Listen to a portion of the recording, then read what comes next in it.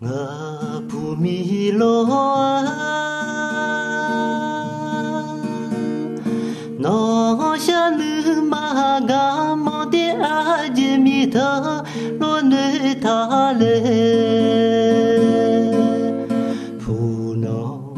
đô đô thi gà dô nó mà nơi xì nhà lê la mi lo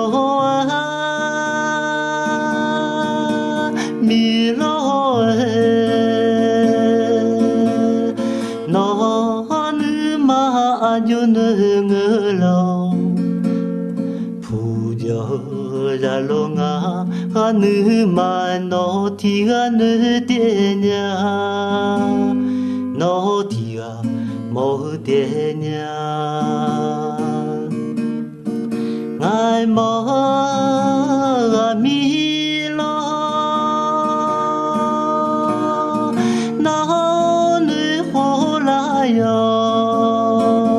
mà ngài nữ khổ la yo ra lo ngài cho mi nữ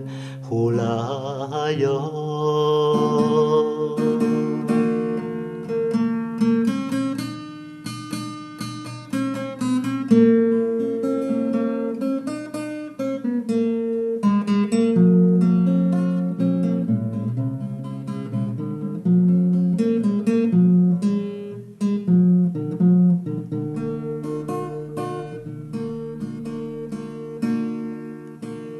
ngã phù mi lo nó xa nữ mà gà mò tê a dê mi thơ lo nơi tha lê nó nữ mà nơi khổ la chi ni ngã bê dê nê wo yi ma lo mi lo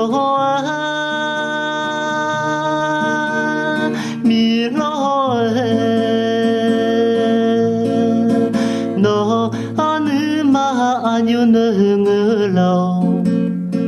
phù giờ ra lo ngã nữ mà nó thì nữ tiền nhà nó thì mô tiền nhà ngài mơ mi lo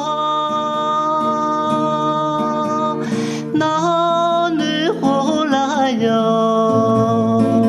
mà ngài nữ khổ la yo ra lo ngà yo mi nữ khổ la yo mi lo mi lo nó nữ mà yo nữ ngơ lòng phù giờ ra lo ngã nữ mà nó thì nữ tiền nhà nó thì mô tiền nhà ngài mơ mi lo nó nữ khổ la yo mà ngài nữ khổ la yo ra lo ngà yo mi nữ khổ la yo ra